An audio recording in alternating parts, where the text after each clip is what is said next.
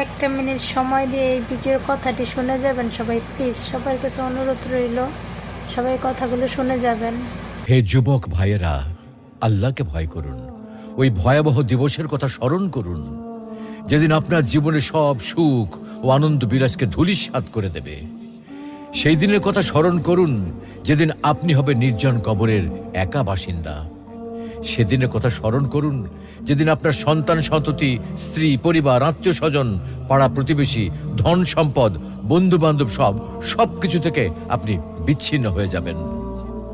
কবরের সংকীর্ণতা ও ঘুটঘুটে অন্ধকারের কথা কি আপনার একবারও মনে পড়ে না? কবরের বিভীষিকাময় ও ভয়ঙ্কর অবস্থা কি আপনার স্মরণ হয় না? কবরের শাস্তির ভয় কি আপনার অন্তরাত্মা প্রকম্পিত হয় না? মুনকার নাকির ফেরেশতার 2 প্রশ্নের সঠিক জবাব কি আপনি দিতে পারবেন?